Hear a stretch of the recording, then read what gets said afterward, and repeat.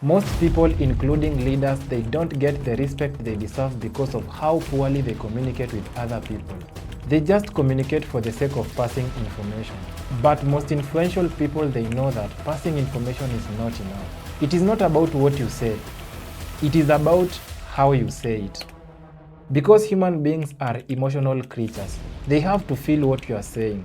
And that can only be achieved by being intentional with how you speak and telling better stories. I have studied how a lot of successful and influential people speak, and in this video I'm going to show you 3 techniques that they use in order to influence people and earn more respect. First is, they make small things look big. Let's say we have 2 people going to give the same speech, and the speech maybe has 3 points, and maybe the first person goes like this: "Hi guys, today I'm going to share with you 3 things that made me successful."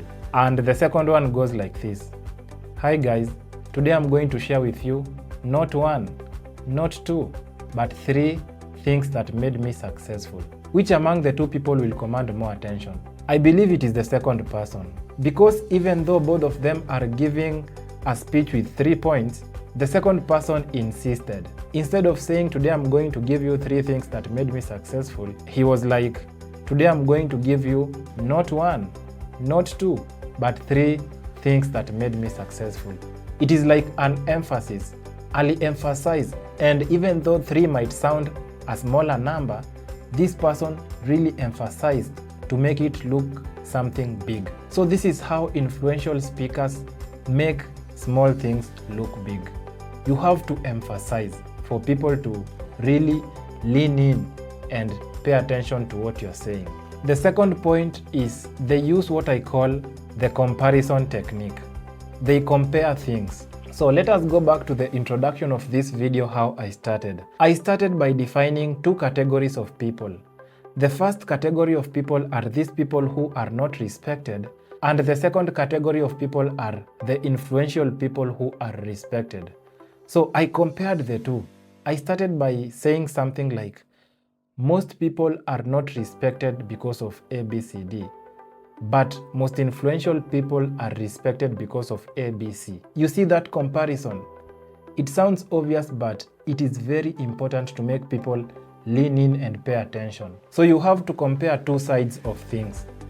It can be people, it can be things, it can be situations.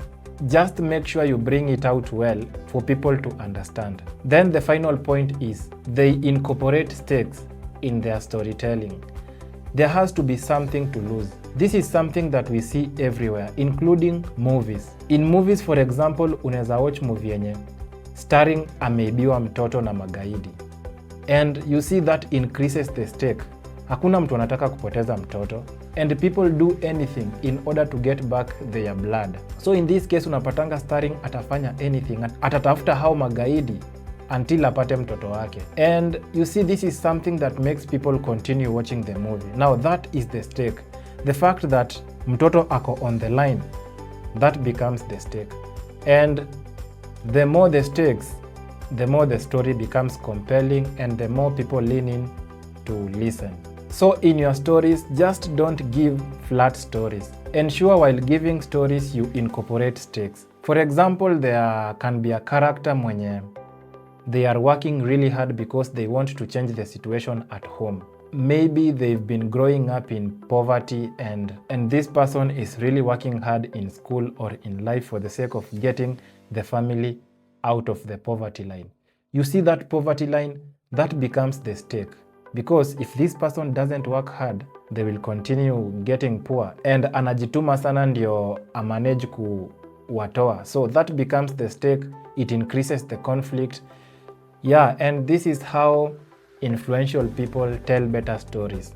Wanna increase stakes, incorporate stakes, they use comparison technique, and also they make small things look big. In your next storytelling, I'm sure hata wewe ukincorporate such things in your next stories, whether it is business, whether it is sales, whether it is just telling stories for the sake of it, you're going to make people lean in, which of course carries attention, and we all know attention is the new currency.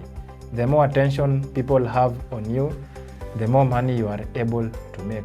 Attention is the new leverage, and so you have to become a better storyteller. And so that is it for this video. Kama imekubamba unaweza like as usual, and please subscribe to the channel if you haven't already, and let's meet in the next video.